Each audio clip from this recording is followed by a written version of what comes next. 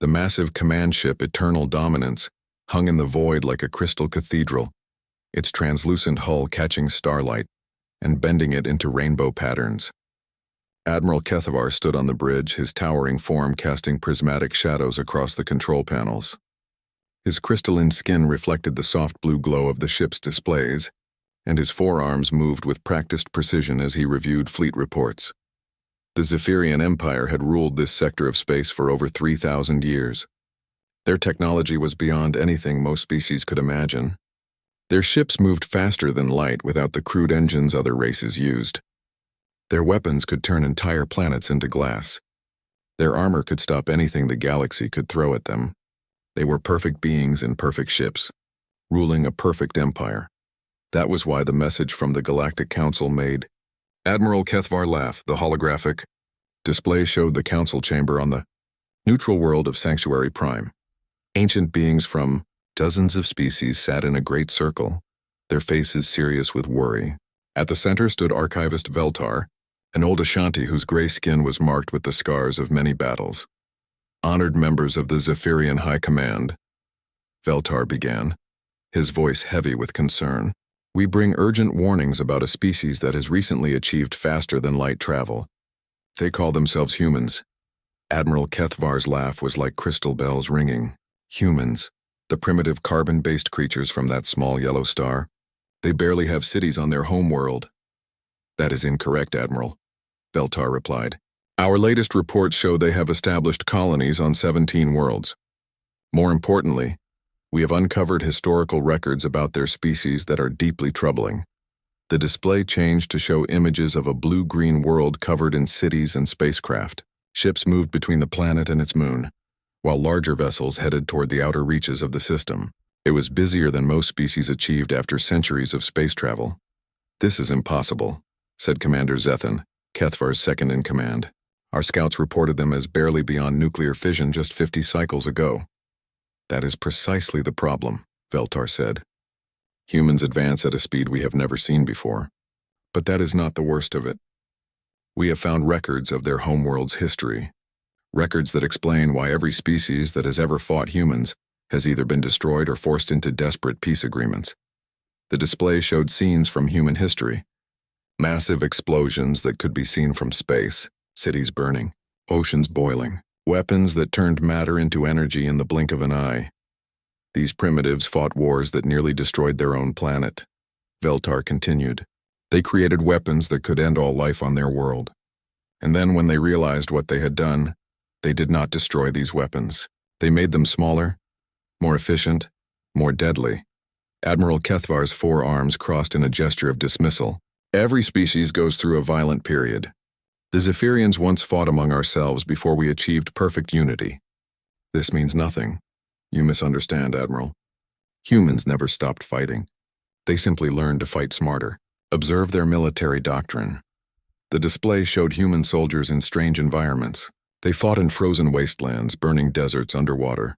And in the vacuum of space, they used weapons that seemed crude compared to Zephyrian energy blasters. But they used them with terrible efficiency. Notice how they adapt, Veltar pointed out. Every environment becomes a battlefield. Every tool becomes a weapon. Every disadvantage becomes an opportunity. They do not fight with honor, Admiral. They fight to win. Barbaric, Commander Zethan said with disgust. No wonder they are still primitives, are they? Veltar asked. Consider this. Humans went from first flight to walking on their moon in 66 of their years. They went from splitting the atom to fusion power in 8 years. From their first computer to artificial intelligence in 70 years. From first radio to faster-than-light communication in 150 years. The numbers hung in the air like a challenge. Most species took thousands of years to achieve each of these milestones. The Zephyrians themselves had needed millennia to perfect their crystal technology. Impossible, Admiral Kethavar said. But his voice had lost some of its certainty. Most troubling of all, Veltar continued, is their approach to warfare. Humans do not fight like any species we have encountered. They do not seek glorious battle or honorable single combat. They study their enemies, learn their weaknesses, and then exploit those weaknesses without mercy. The display showed human battles from their history. Armies that seemed outmatched and outnumbered somehow achieving victory through tactics that seemed to come from nowhere. Ships that appeared helpless suddenly turning the tide of battle with weapons their enemies had never seen before. They have a saying, Veltar said. If you find yourself in a fair fight, your tactics are wrong. They believe that honor is something you show to friends, not enemies. They believe that the only rule in war is winning. You speak of primitives as if they were a threat to the Empire. Admiral Kethavar said, his voice growing cold. We have conquered species with technology far beyond these humans. Our crystal hulls can withstand any weapon. Our energy shields stop everything. Our weapons can destroy their worlds before they know we are there.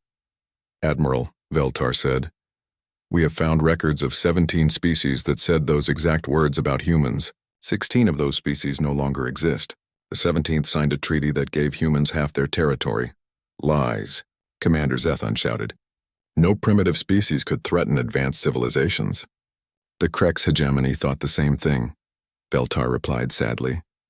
They were a warrior species with ships twice the size of your eternal dominance. Their plasma cannons could melt asteroids in seconds. They attacked a human mining colony with overwhelming force, expecting easy victory. And the humans studied their ships during the first attack. By the second battle, human weapons were tuned to the exact frequency that disrupted Krex shields. By the third battle, humans were using modified Krex technology against them. The hegemony fell in 6 months.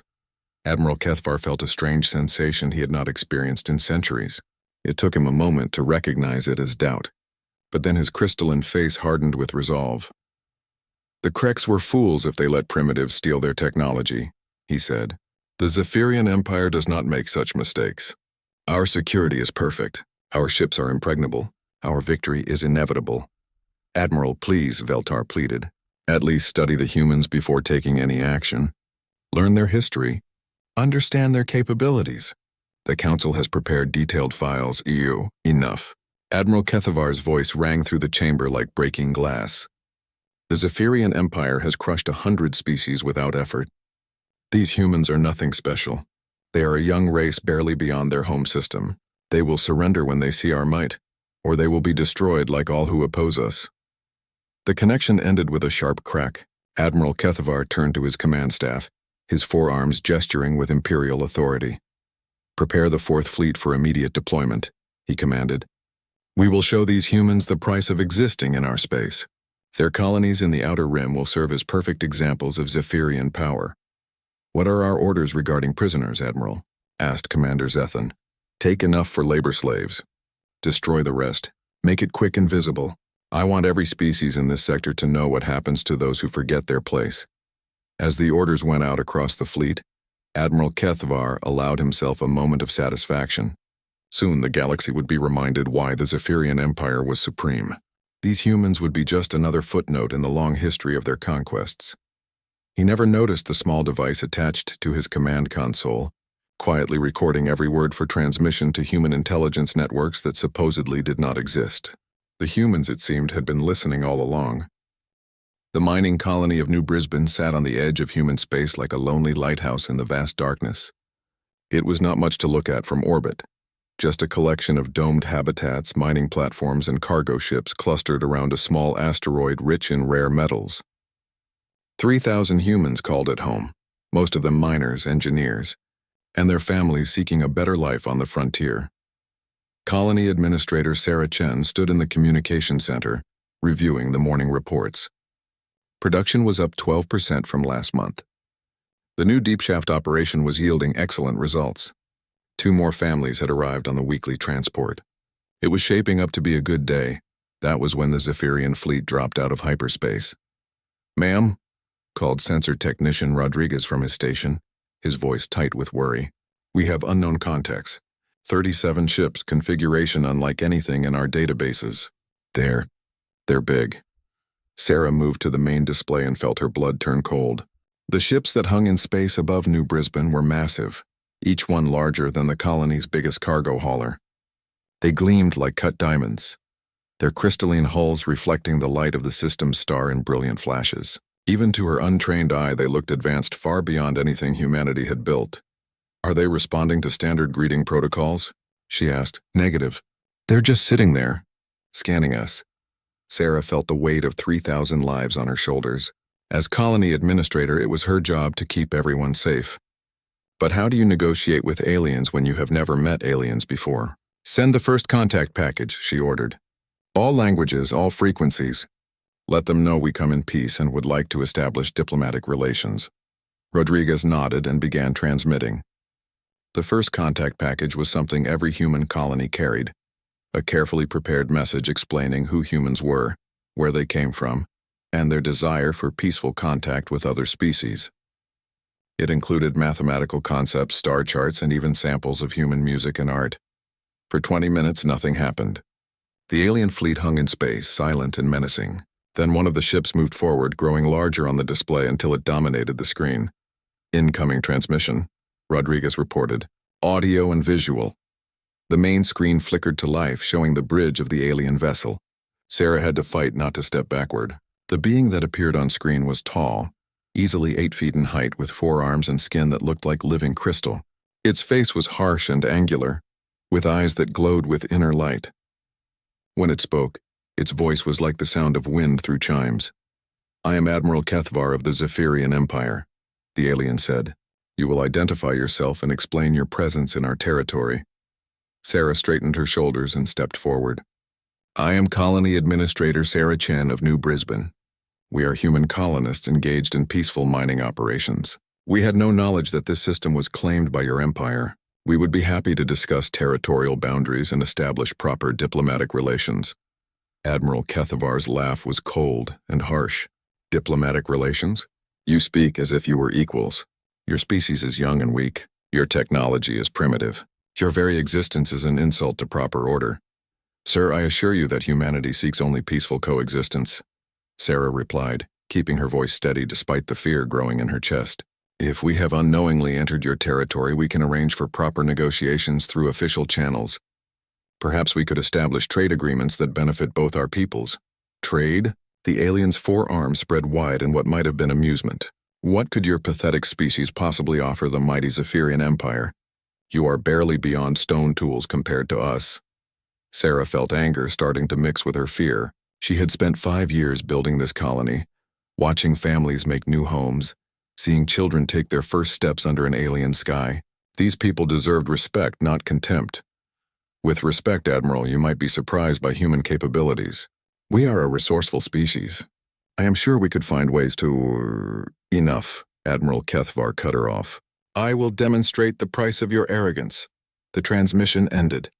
For a moment, the communication center was silent except for the hum of electronics and the sound of people breathing. Ma'am, Rodriguez said, his voice barely a whisper. They're powering weapons. On the display, the alien ships began to glow.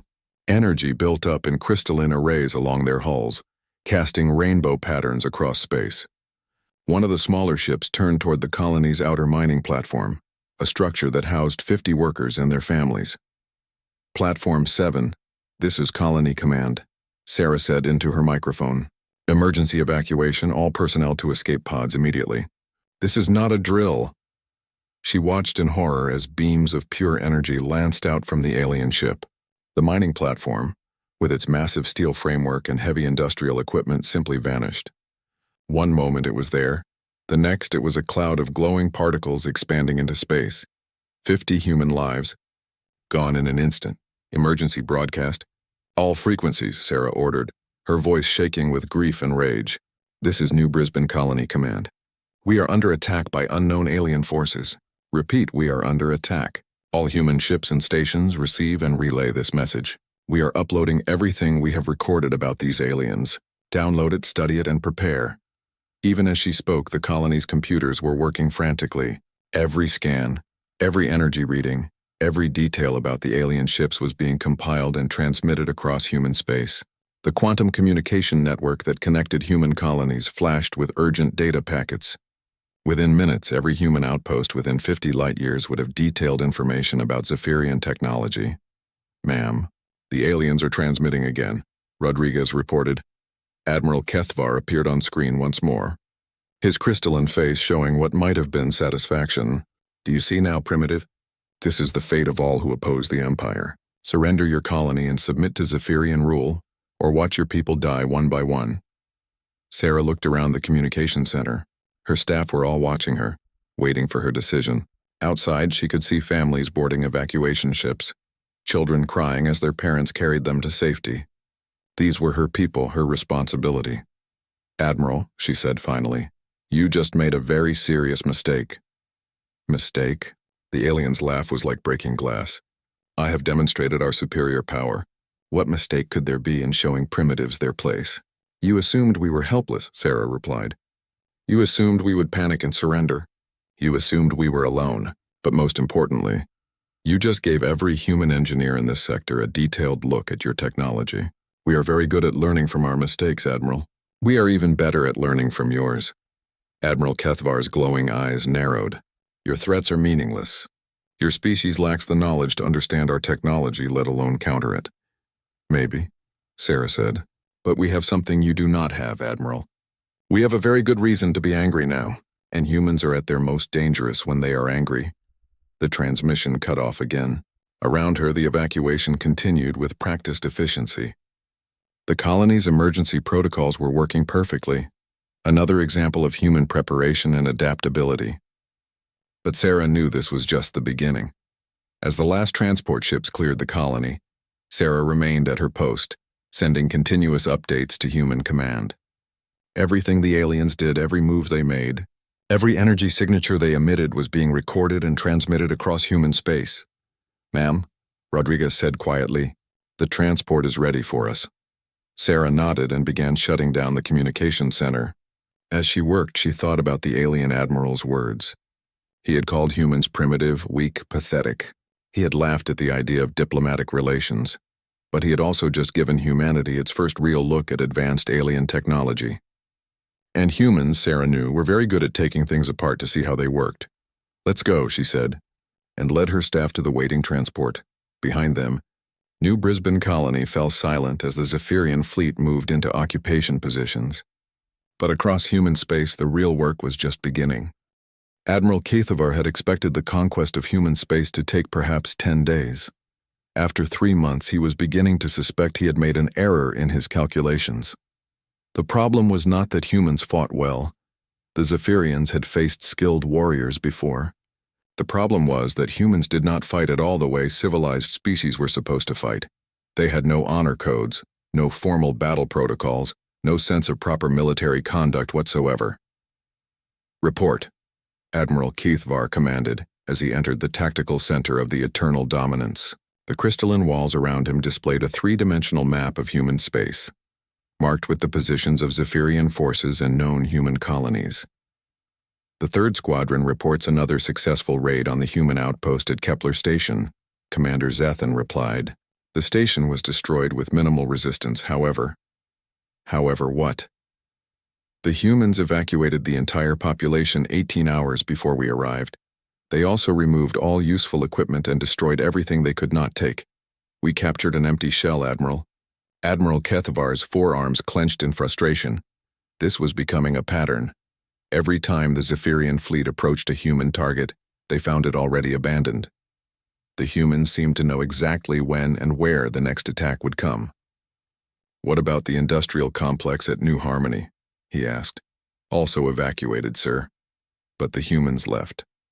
Surprises." The tactical display showed the wreckage of 2 Zephyrian destroyers.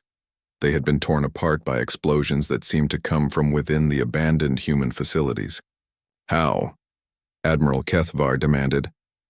"The humans booby-trapped their own equipment," Commander Zethan explained, his voice filled with disgust. "They turned mining explosives into ship killers. When our boarding parties tried to salvage their technology, hidden charges detonated throughout the facility. The explosions were precisely timed to cause maximum damage to our ships." "Barbaric," Admiral Kethavar said. "What honorable species destroys its own property rather than see it captured?" "It gets worse, Admiral. The 7th Fleet reports that human attacks are becoming more sophisticated. They are no longer simply running and hiding." The display changed to show the recent engagement at the Tau Ceti system. What should have been a routine occupation had turned into a nightmare. Human ships had appeared from nowhere, struck with weapons that somehow penetrated Zephyrian shields. and vanished before the fleet could respond. Explain these weapon readings, Admiral Kethvar ordered. The humans are using modified versions of our own energy frequencies, Commander Zethan said reluctantly. Somehow they have learned to tune their weapons to the exact resonance that disrupts our crystalline armor. Impossible. Our technology is beyond their comprehension. Admiral, the evidence is clear. Human weapons are now 50% more effective against our ships than they were a month ago. They are adapting faster than we can counter their adaptations. Admiral Kethvar studied the tactical data with growing unease. The humans were not just learning, they were improving on Zephyrian technology. Their crude projectile weapons had been replaced with energy beams that could cut through crystal hull plating. Their primitive rockets had been upgraded with guidance systems that could track Zephyrian ships through hyperspace. Show me the latest intelligence reports, he commanded. The display filled with intercepted human communications. Admiral Kethvar listened with growing alarm as human commanders discussed tactics that seemed to come from a completely different understanding of warfare. Mining laser modified with Zephyrian frequency data, now testing at 40% increased efficiency against crystalline targets, one human engineer reported. Recommend immediate deployment to all defensive platforms. Gravitational pulse. Weapons based on captured Zephyrian drive components ready for field testing, another voice said. Target practice on asteroid field showed promising results against simulated crystal hulls. All human colonies in Sector 7 have been evacuated to hardened positions, a third human reported. Mobile defense platforms are in position. Recommend implementation of Operation Broken Glass. What is Operation Broken Glass? Admiral Kethvar demanded. Unknown, Admiral. Human communication security has improved dramatically. They are using encryption methods we cannot break. Admiral Kethvar felt that strange sensation of doubt again. When this campaign had begun, human communications were simple radio transmissions that any Zephyrian could intercept. Now they were using quantum encryption that challenged even Zephyrian technology. Admiral, Commander Zethan said hesitantly, there is something else. The humans appear to be coordinating across their entire territory. Colonies separated by hundreds of light years are sharing information, resources, and technology. It is as if they have become a single organism with thousands of minds. Show me. The tactical display revealed the scope of human coordination. Raw materials mined on distant worlds were being shipped to industrial centers for weapon production. Scientific data discovered on one planet was being transmitted instantly to research stations throughout human space.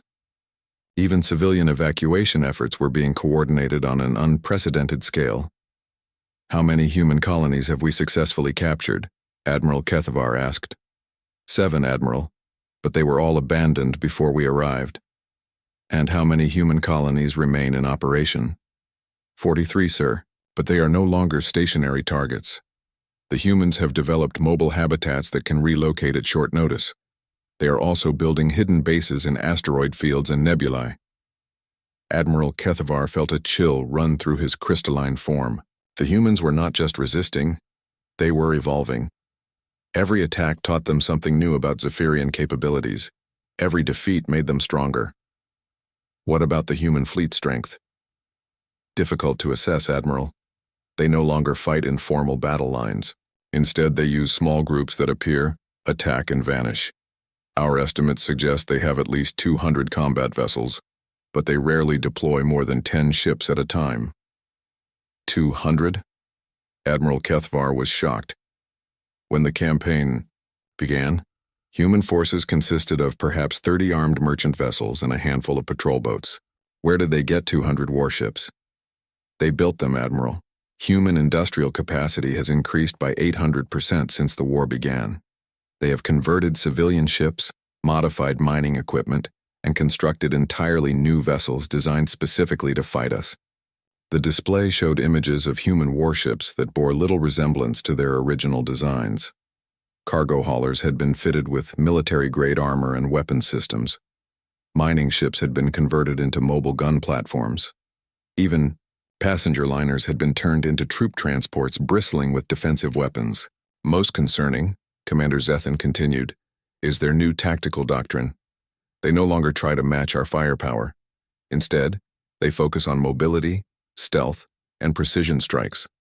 They hit our supply lines, attack our isolated ships, and avoid direct confrontation with our main fleets. Cowardly, Admiral Kethavar said, but his voice lacked conviction. Perhaps, but effective. Our casualties are mounting, Admiral.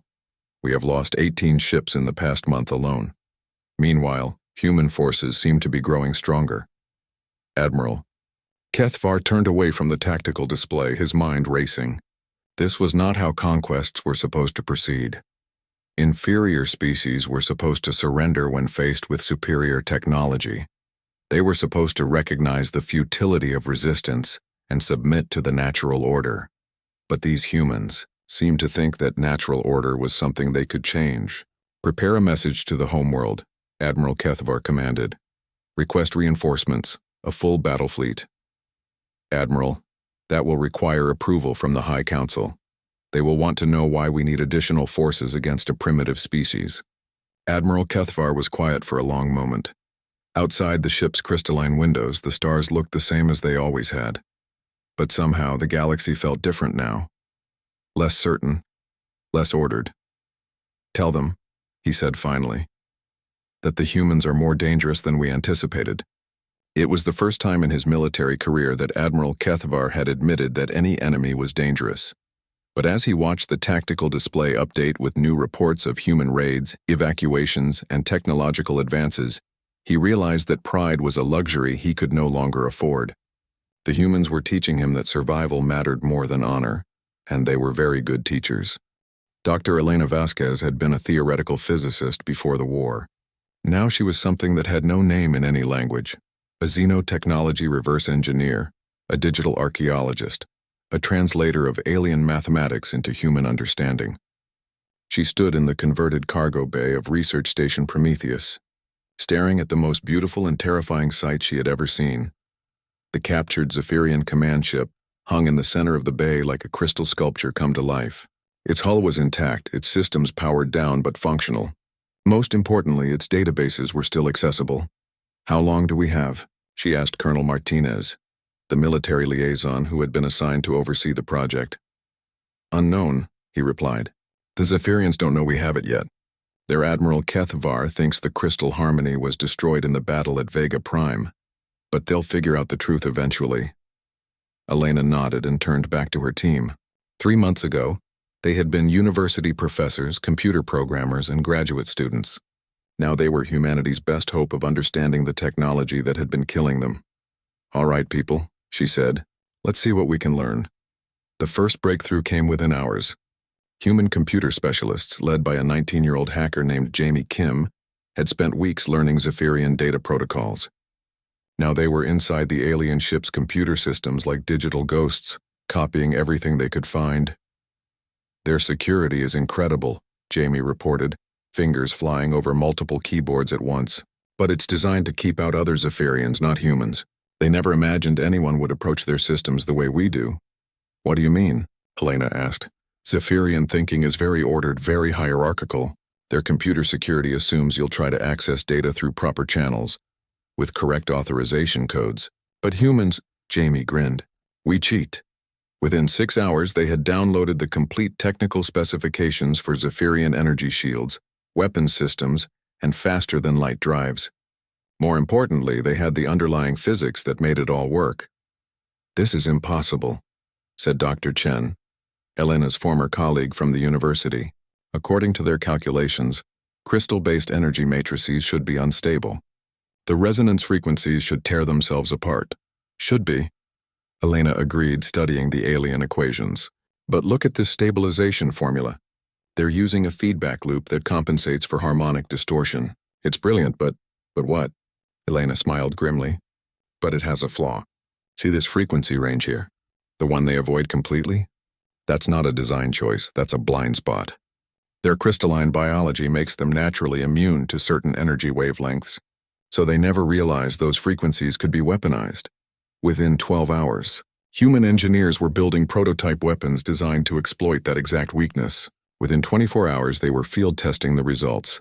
The tests exceeded all expectations. Look at this, Colonel Martinez said, showing Elena the combat footage. A human patrol ship armed with the new frequency-specific weapons had encountered a Zephyrian destroyer. The alien ship's shields had simply collapsed under the focused energy beam, and its crystalline hull had shattered like glass struck by a hammer. "How long until we can mass-produce these weapons?" Elena asked.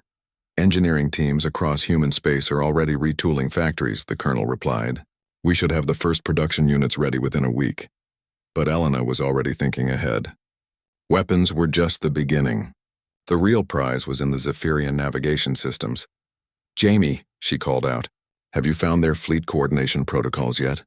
"Better than that," the young hacker replied. "I've found their entire tactical communication network. And Dr. Vasquez, they're not using quantum encryption. They're using something much more sophisticated but also much more vulnerable." Elena felt her heart race. Vulnerable how? Their communication system is based on crystalline resonance patterns. Each ship has a unique harmonic signature that identifies it to the network. But if you know the base frequency, you can spoof the signature, Elena finished. "Jamie, please tell me you're thinking what I think you're thinking. I'm already working on it. Give me another few hours and we should be able to listen in on their command frequencies, maybe even send them false information." Elena turned to Colonel Martinez. "Get me a direct line to Admiral Zhang at Fleet Command. He needs to hear this immediately." 3 days later, the first field test of human electronic warfare capabilities took place at the Battle of Ross 128. A Zephyrian task force approached what they believed was a lightly defended human colony. Instead, they found themselves walking into a trap that had been set using their own tactical communications. Human forces had intercepted Zephyrian battle plans, modified them, and sent false updates back through the alien communication network. The Zephyrian ships arrived at the battle expecting to face a few human patrol boats. Instead, they found a concentrated human battle group, armed with weapons specifically designed to counter Zephyrian technology. The battle lasted 17 minutes. When it was over, 12 Zephyrian ships had been destroyed or captured. Human casualties were minimal, but the real victory came afterward when human teams analyzed the wreckage and captured vessels. Each battle taught them more about Zephyrian technology. Each victory provided new examples of alien engineering to study and improve upon. "We're not just copying their technology anymore," Elena reported to Admiral Zhang during their weekly briefing. "We're making it better." "How so?" Elena activated a holographic display showing the comparative performance data. Zephyrian energy shields are impressive, but they're designed for their specific biology and tactical doctrine. When we adapt the same principles for human use, we can optimize for different parameters, such as power efficiency for one thing. Zephyrian shields consume enormous amounts of energy because they're designed to protect ships with crystal hulls. Our ships have steel and composite armor, which interacts differently with energy fields. By adjusting the field harmonics, we can achieve the same protection with 60% less power consumption. And weapons, even better. Zephyrian energy weapons are tuned for maximum effect against other crystalline targets. But when we reverse the principle, we can create weapons that are devastatingly effective against crystal armor while still being useful against conventional targets. Admiral Zhang studied the data with growing amazement. "Dr. Vasquez, are you telling me that we're not just matching Zephyrian technology, we're surpassing it?" "In some areas, yes. The Zephyrians are incredibly advanced, but they've been using the same basic principles for thousands of years. They've optimized their technology for their specific needs and biology. We're taking those same principles and optimizing them for different goals." "What about their faster-than-light drives?" Elena's smile was positively predatory. "That's where things get really interesting. Zephyrian FTL drives are based on crystalline matrix manipulation of spacetime. Beautiful engineering, but they're limited by the natural resonance patterns of their crystal technology." "Limited how?" "Speed and range. Their drives can only achieve certain velocities because they're constrained by harmonic limitations. But if you replace the crystalline components with human-made alternatives, you can exceed those limitations?" "Theoretically, yes. We're already testing prototype drives that should be 40% faster than anything the Zephyrians have." Admiral Zhang was quiet for a long moment. "Dr. Vasquez, how long do you estimate before we have technological parity with the Zephyrian Empire?" Elena looked at her data, then at the teams of human engineers and scientists working frantically throughout the research station. "Admiral, I don't think parity is the right word anymore." "What do you mean?" I mean that in 6 months human technology is going to be superior to Zephyrian technology in most areas. We're not just catching up, we're leaping ahead. As if to prove her point, alarms began sounding throughout the station. Elena looked at the tactical display and saw something that made her heart soar. "Admiral," Colonel Martinez reported from the command center. "We're receiving reports from the front lines. Human forces have just won a major engagement at Proxima Centauri. Enemy casualties are estimated at 37 ships destroyed or captured. Our casualties are 0. Elena watched as the tactical display updated with real-time data from the battle.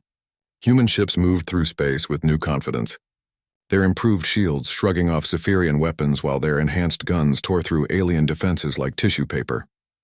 "Admiral," she said quietly, "I think the Zephyrians are about to learn what it feels like to be outmatched." On the main display, intercepted Zephyrian communication showed panic spreading through their fleet. For the first time in their history, they were facing an enemy that was adapting faster than they could respond. The hunters, Elena realized, had become the hunted. The Galactic Council chamber on Sanctuary Prime had never seen anything like it. For thousands of years, the ancient hall had been a place of measured debate and careful diplomacy. Today, it was filled with the chaos of a galaxy in shock. Admiral Kethvar stood in the center of the chamber, his once proud crystalline form now dulled and cracked. His forearms hung at his sides in defeat. Around him, representatives from dozens of species watched with a mixture of fear, amazement, and calculation. "The Zephyrian Fourth Fleet has been destroyed," he reported, his voice barely above a whisper. "The Fifth and Seventh Fleets have surrendered. Our remaining forces are in full retreat." Archivist Veltar leaned forward in his chair, his ancient Ashanti features showing no satisfaction in being proven right. "How many ships do you have left, Admiral?" 43 functional vessels out of an original force of 300, Admiral Kethvar replied. The numbers hung in the air like an accusation. "The humans have captured or destroyed the rest." "Impossible," said Ambassador Nexel from the Hegemony Worlds. "The Zephyrian Empire has the most advanced military in the galaxy." "Had," Admiral Kethvar corrected bitterly. "We had the most advanced military. The humans have taken our technology, improved it, and turned it against us. They now possess capabilities that exceed our own in virtually every area." The chamber erupted in shocked conversations. Species that had feared Zephyrian power for millennia could barely comprehend what they were hearing. The invincible empire had been crushed by a race that most of them had never even heard of. "Explain how this happened," demanded Controller. "Vex from the Silicon Collective, Admiral." Kethvar's story unfolded like a nightmare. He told them about human adaptability, about their terrifying speed of technological advancement, about their complete disregard for conventional warfare. He described battles where Zephyrian tactical superiority meant nothing because humans refused to fight by established rules. "They coordinate across their entire species as if they were a single mind," he said. "Information discovered on one world is instantly available to every human engineer and scientist in their space. They share technology, resources, and tactical data without regard for territorial or political boundaries." "What about their military doctrine?" asked General Thrak of the warrior clans. "They have no military doctrine," Admiral Kethvar replied. "They have principles. Win at any cost, adapt to any situation, turn every disadvantage into an advantage. Beyond that, they improvise constantly. Our tactical computers could not predict their actions because their actions made no logical sense." "Give us an example," Veltar requested. Admiral Kethvar activated a holographic display showing the Battle of Wolf 359.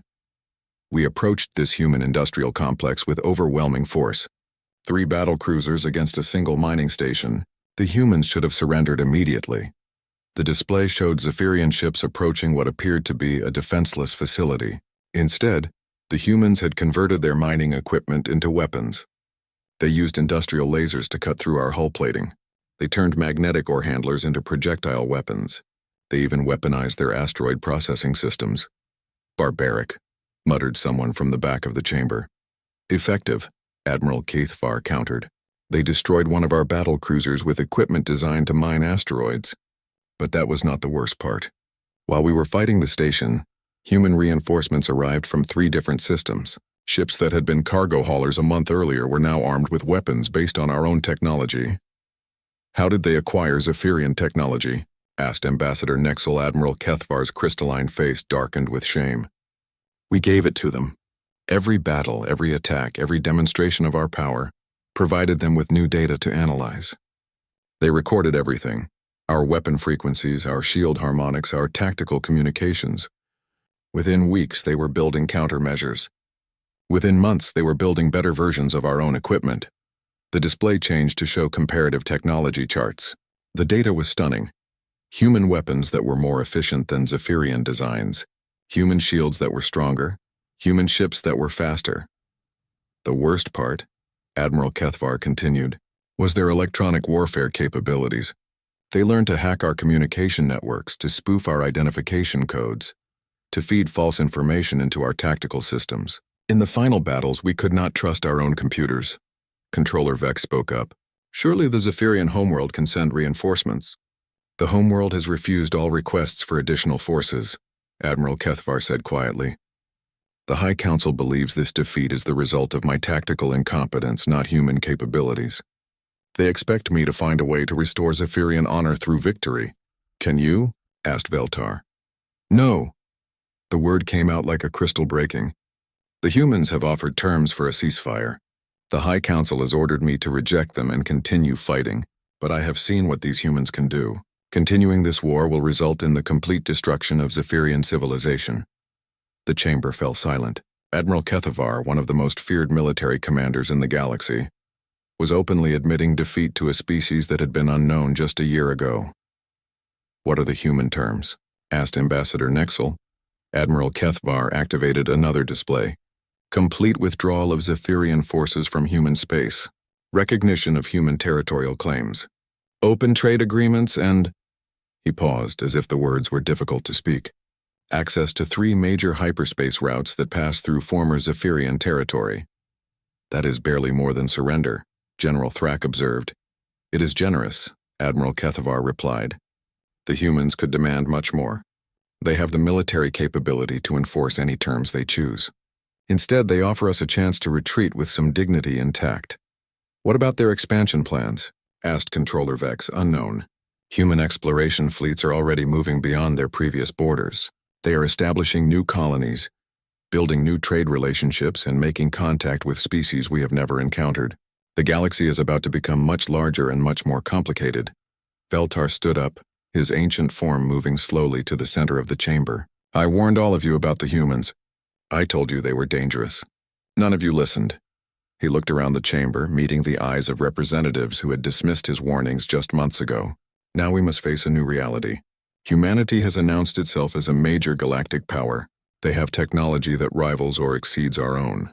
They have demonstrated that they can defeat even the mighty Zephyrian Empire. What do you suggest we do? Asked Ambassador Nexel. We adapt, Veltar said simply. We learn to coexist with a species that thinks differently, fights differently, and advances differently than anything we have seen before. We establish diplomatic relations. We negotiate trade agreements. We try very hard not to make them angry. You speak as if they are a threat to all of us, said General Thrak. Are they not? Veltar asked. Admiral Kethvar, how many human ships have you observed in your recent encounters? Our estimates suggest they now have over 800 combat vessels, the Admiral replied reluctantly. The chamber erupted again. 800 ships represented a major fleet by any galactic standard. The humans had built that force in less than a year. Furthermore, Admiral Kethvar continued, their industrial capacity appears to be increasing exponentially. They are building new shipyards, expanding their manufacturing base, and developing technologies we cannot even identify. What kinds of technologies? Asked Controller Vex. Artificial intelligence systems more sophisticated than anything we possess. Automated manufacturing that requires minimal biological oversight. Quantum computers that can break our best encryption in minutes. Genetic modification techniques that allow them to adapt to any environment. Veltar nodded grimly. As I said, we must be very careful not to make them angry. The session continued for hours with representatives asking questions and Admiral Kethvar providing increasingly disturbing answers. By the end, one thing was clear to everyone in the chamber. The galaxy had changed forever. As the representatives filed out, discussing the implications in hushed tones, Admiral Kethvar remained in the center of the chamber. Veltar approached him, his expression sympathetic. "You did what you could, Admiral," the old archivist said. "No one could have predicted how quickly the humans would adapt." "I was arrogant," Admiral Kethvar replied. "I thought superior technology guaranteed victory. I thought primitive species were incapable of threatening advanced civilizations. I was wrong about everything. What will you do now?" Admiral Kethvar looked up at the stars visible through the chamber's crystal dome. "I will return to the homeworld and attempt to convince the High Council to accept the human terms. If I fail, I will probably be executed for cowardice. If I succeed, I will probably be executed for incompetence.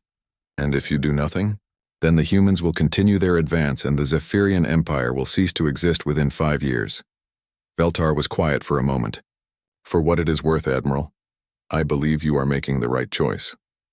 As Admiral Kethvar left the chamber, he noticed something that filled him with dread.